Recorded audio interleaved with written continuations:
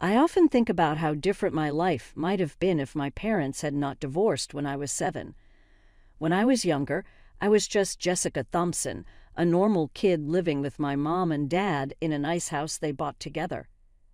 I recall those early years full of simple pleasures: meals with family, going to the park on weekends, stories at bedtime read by Mom and Dad. Things got different when they broke up. Dad moved out but left us the house and made sure we had enough money. He gave Mom enough money in alimony so she didn't have to work, and she looked pretty happy about it. A year later, Mom met Steve. He looked friendly at first, always bringing candy when he came over and trying to make me smile.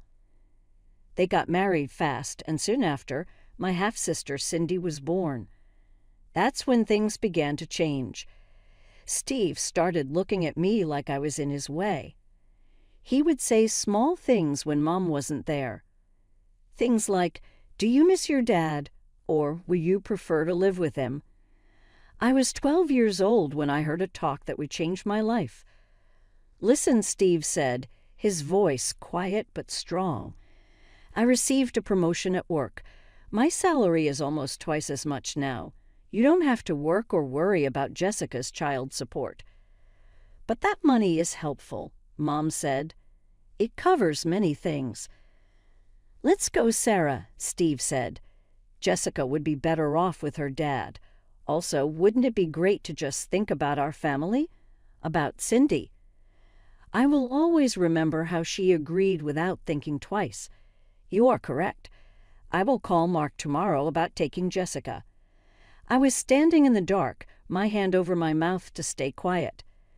The glass of water I wanted was left behind as I thought about what I just heard. My own mom was giving me up because she didn't need my dad's money anymore. Now that I think about it, I wonder if they knew I was listening to that talk. Mom pretended she was helping me when she said I would be living with Dad.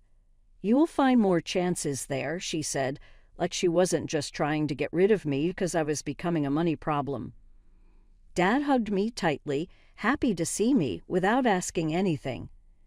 He made a room for me in his apartment, painted it my favorite color, and filled the bookshelf with all the series I liked to read. That first night at his place, he sat on the edge of my bed and said, "I'm sorry things turned out like this, kiddo. I want you to know that you will always have a place with me. Always." Those words helped me stay steady in the years that came after.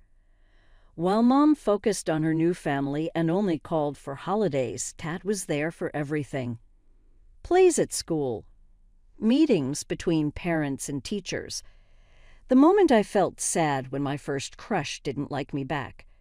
He made sure I got into a good private school, encouraged my interests, and never made me feel like I was a burden. When college applications came around, he sat with me night after night, reviewing essays and helping me research schools. I still remember the day my acceptance letter from Princeton arrived. Dad's eyes were welling up as he read it. "You did it, kiddo," he said, pulling me into a bear hug. "I always knew you would." College was expensive, but Dad never complained. "Your education is my priority," he'd say whenever I brought up the cost.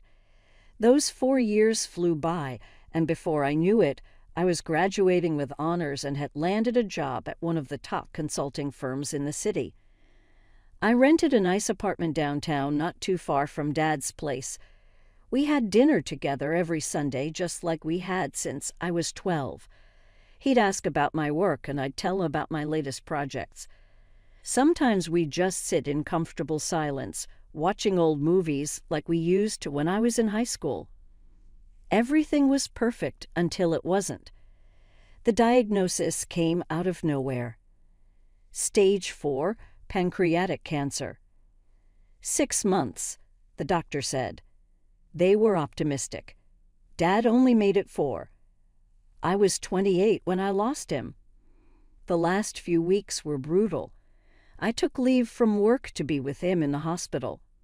One night, near the end, he squeezed my hand and said, "You were the best thing in my life, Jessica.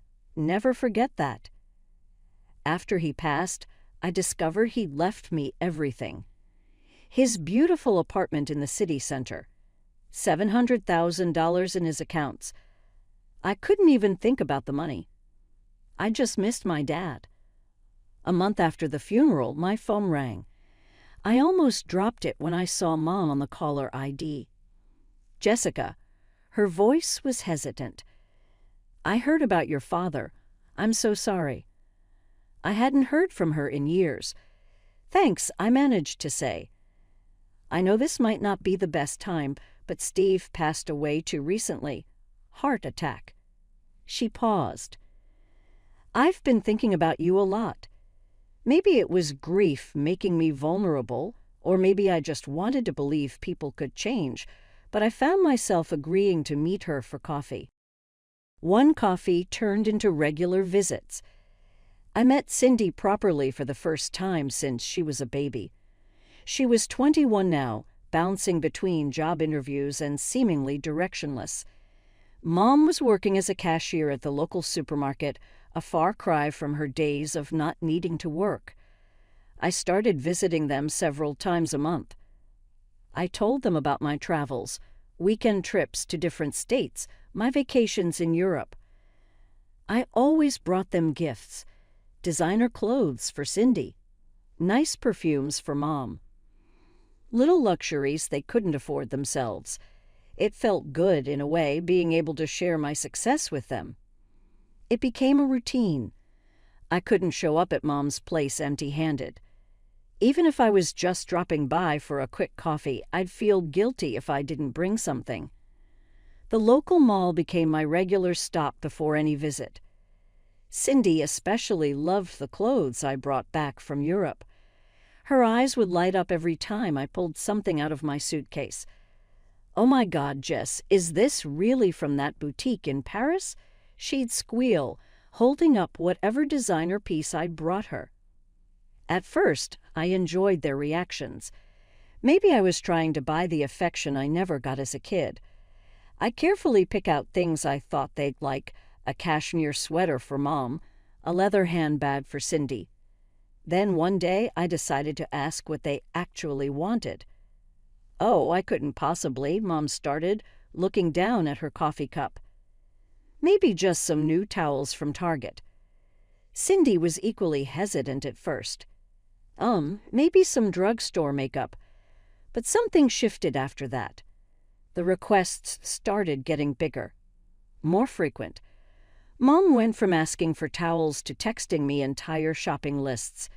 "Hey, honey," one text read, "when you're in Milan next month, could you pick up that Gucci bag we saw online? And Cindy really needs new winter clothes. Prada would be nice. Oh, and we're running low on groceries." I stared at my phone, my stomach turning. The lists kept getting longer, more demanding. It wasn't just luxury items anymore. They expected me to cover their basic expenses too.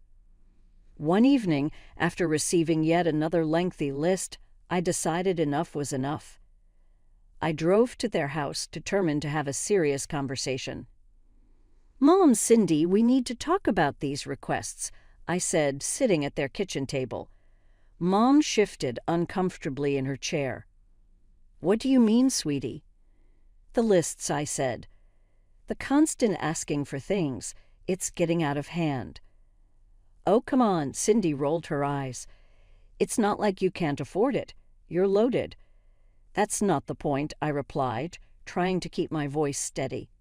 "Yes, I have money, but—" "But what?" Cindy interrupted. "You're just going to hoard it all while your family struggles. You've got that fancy apartment, you're always traveling, and you can't help out your poor family. You're rich. Your dad left you all that money, and you're being selfish." I felt my face getting hot. Selfish. That money came from the parent who actually wanted me, the one who didn't trade me away when I became inconvenient. The room went dead silent. "It's my money," I said finally, standing up. "And I'll decide how to spend it." "Real nice, Jess," Cindy spat. Real nice way to treat your family."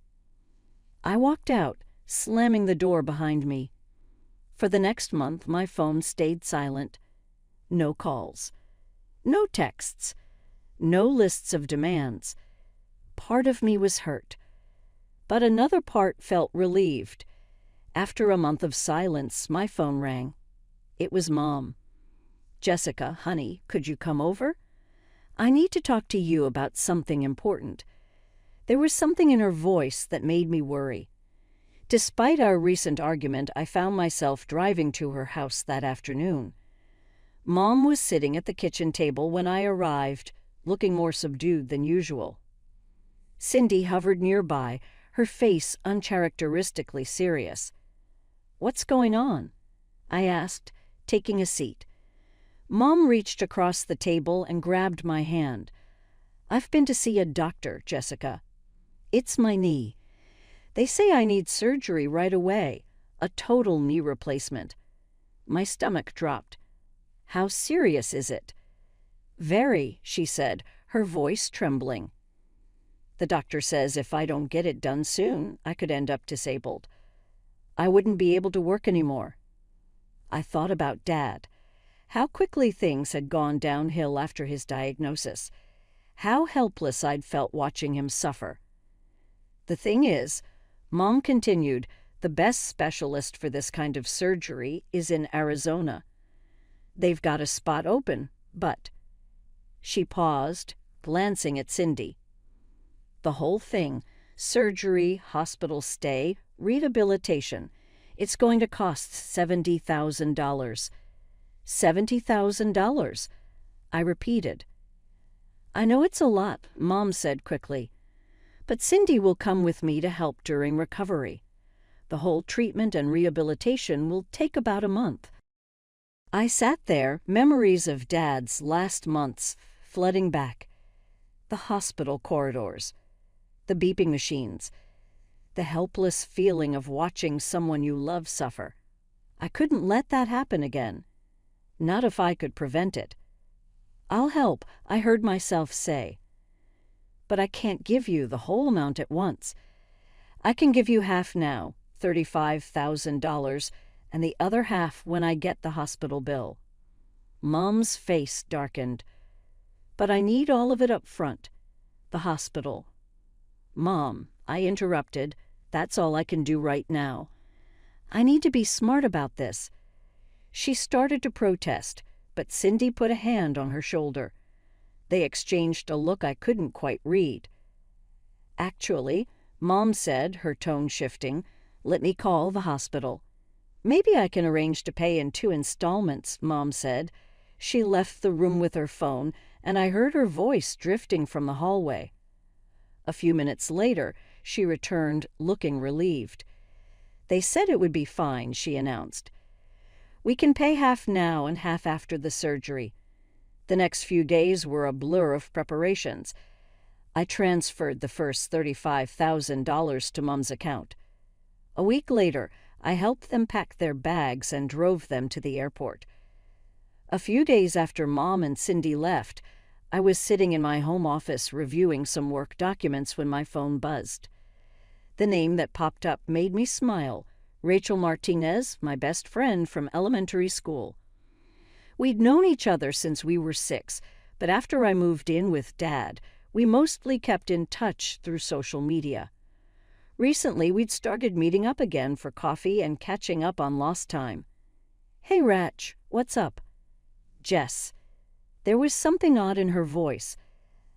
"I need to ask you something weird. Did you know your mom and sister are in Europe?" I laughed, thinking it was some kind of joke. "What? No, they're in Arizona. Mom's having knee surgery." "Yeah, that's what I thought too, but—" Rachel paused. "My sister just showed me these photos that Cindy sent her. They're definitely not in Arizona." My phone pinged with incoming messages. With each new photo that loaded, I felt like I was being punched in the gut. There was Mom, looking perfectly healthy, posing in front of the Trevi fountain. Cindy taking selfies outside designer boutiques in Rome. Mom's sister Angela and her daughter Emma lounging by a private pool at what looked like an expensive villa. Each photo was time-stamped with yesterday's date, clearly visible. "There's more," Rachel said hesitantly. "My sister said Cindy's been bragging about the whole thing.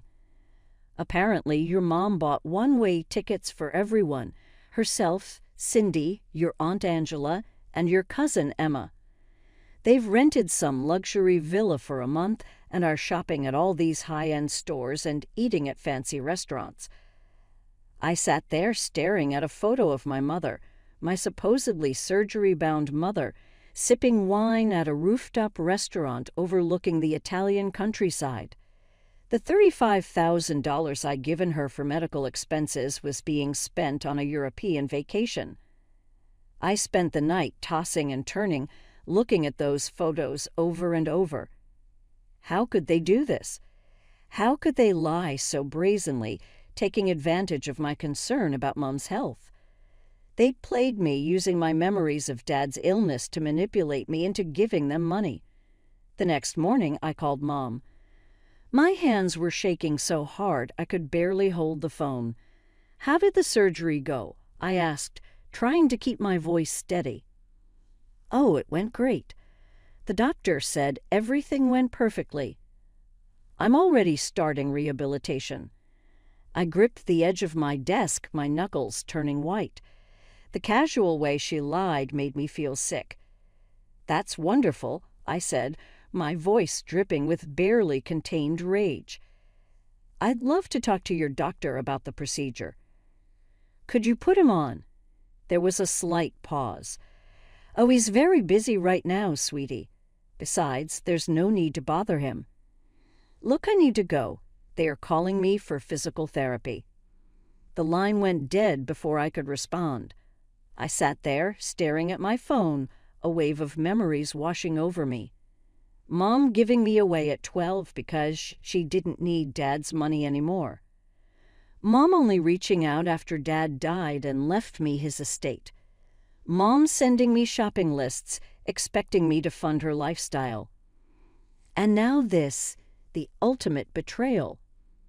I decided to play along with their charade, calling Mom every day to check on her recovery. Each time she had a new excuse ready. "The doctor's in surgery right now, honey. He's at a conference today. He's seeing other patients. He's off duty until tomorrow." It was like watching a bad play where the actor keeps forgetting their lines and making up new ones on the spot. I started keeping a list of her excuses, partly out of anger, partly because I couldn't believe how ridiculous they were getting. "Mom," I said during one call, trying to sound concerned, "maybe we could do a video chat. I just want to see how you're doing, make sure you're comfortable in the hospital." There was a rustling sound on the other end, probably her covering the phone while she consulted with Cindy about what to say next. "Oh, sweetie, I look terrible right now, all swollen and bruised. Plus, the hospital Wi-Fi is awful. It keeps cutting out." I could hear Italian pop music playing faintly in the background. "Really?" I pressed. "That's strange for a top medical facility." "Well, you know how these things are," she said quickly. "Listen, I need to go. Time for my physical therapy." The next time I called, I decided to try a different approach. "Mom, just send me the hospital bill directly. I'll wire the remaining $35,000 to their account." "No," she said too quickly, too forcefully. Then, softening her tone, "That's not necessary. Just send it to my account and I'll handle everything with the hospital. They know me here now." After that conversation, I stopped calling. Let them sweat a little, I thought. Sure enough, a week later, Mom's number appeared on my phone. I watched it ring, imagining her growing panic as she realized the money might not be coming after all. Then came the text. "Jessica, the hospital is demanding payment immediately. They're threatening to send the bill to collections. Please, we need the money right away." I took my time responding, waiting several hours before typing, "No problem. Just forward me the bill from the hospital, and I'll take care of it immediately." Silence followed. 3 days of it. I knew they were scrambling, trying to figure out what to do next. Then an email arrived in my inbox with the subject line, "Urgent, hospital bill attached." I opened the attachment and almost laughed out loud. They hadn't even tried to make it look legitimate.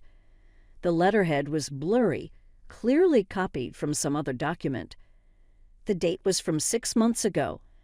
The hospital's address showed California instead of Arizona, and most tellingly, the payment details section listed Mom's personal bank account.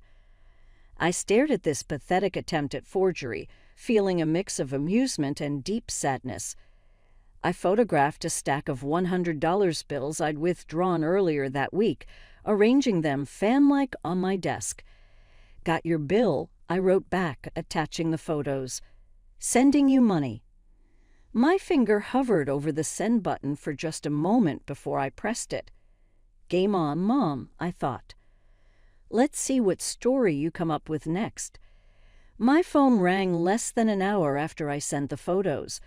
Mom's name flashed on the screen, and I took a deep breath before answering. "Jessica." Her voice was shrill, panicked. "What's going on? Where's the rest of the money? We've been waiting." "Drop the act, Mom," I cut her off, my voice cold. "I know exactly where you are, and it's not in any hospital." "What are you talking about?" "You're in Italy," I said. "At a villa, shopping at designer stores, and eating at expensive restaurants with Cindy, Aunt Angela, and Emma." The line went silent for a moment. I could almost hear her mind racing, trying to figure out how to spin this. "How did you?" she started. "Cindy sent photos to Rachel's sister, who showed them to Rachel, who then sent them to me," I said. "Did you really think I wouldn't find out? I've seen everything, the villa, the shopping trips, all of it.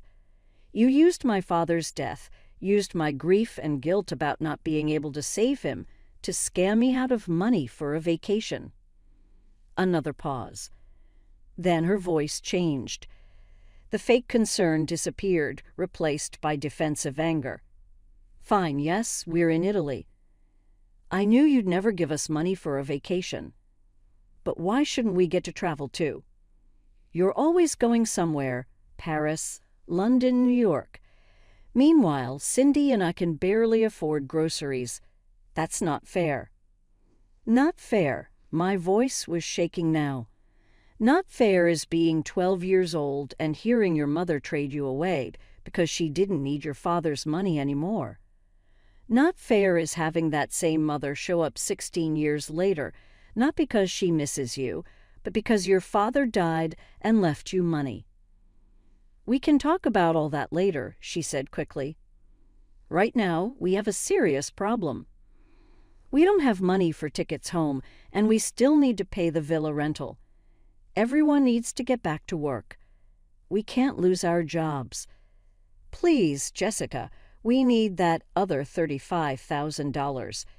In that moment, I finally saw everything clearly. Nothing had changed. She was still the same woman who'd given me away when I became financially inconvenient. Only now she wanted me back, or rather, she wanted my money back. "That's your problem, not mine," I said flatly. "Goodbye, Mom." I hung up and immediately blocked her number. Then I went through every social media platform, every messaging app, every possible way they could reach me, and blocked them all. Mom, Cindy, Aunt Angela, everyone involved in this scheme. Sitting there in the silence of my apartment, the apartment Dad left me, I felt something shift inside me. The last lingering hope that my mother might actually care about me, might actually want a relationship with her daughter rather than her daughter's money, finally died. 2 weeks after I blocked everyone, my grandmother called. I almost didn't answer. But Grandma had always been different from Mom, more honest, more genuine. "Jessica, honey," she said, her voice worried. "Your mother called me. She says she needs $115,000 urgently. I don't have that kind of money, but I thought maybe you." "Grandma," I said gently, "let me tell you what really happened." I told her everything: the fake surgery, the Italian vacation, the scam to get my money. With each detail, I heard her sighs getting heavier. "Oh, Jessica," she said finally. "I'm so sorry. I had no idea Sarah would do something like this." "Don't worry about them, Grandma," I assured her.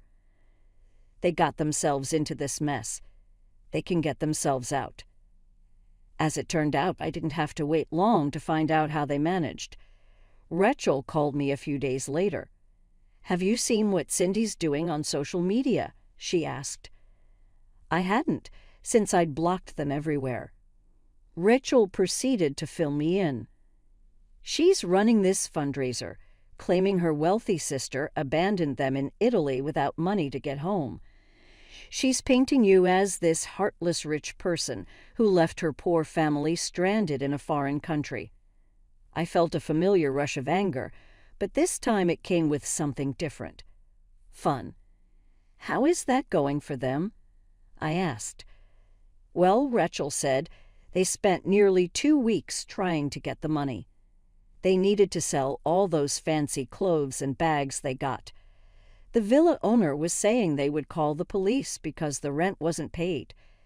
They almost lost their jobs because they took too long on their vacation."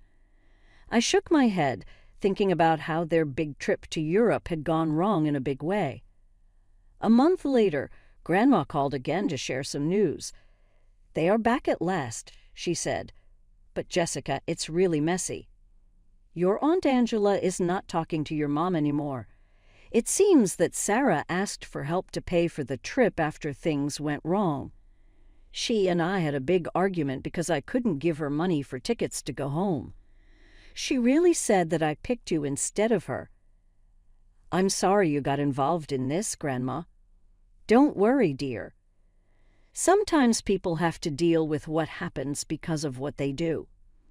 After we finished our call, I went to the window of my apartment, Dad's apartment, and looked out at the city. The sun was going down, coloring the sky with orange and pink.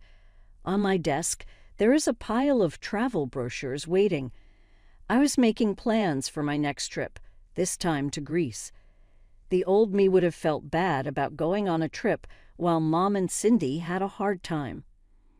The old me would have asked them to join, giving it another shot to create the relationship I always wanted with them. But that version of me was gone, replaced by someone stronger, a person who realized that some relationships are not worth keeping.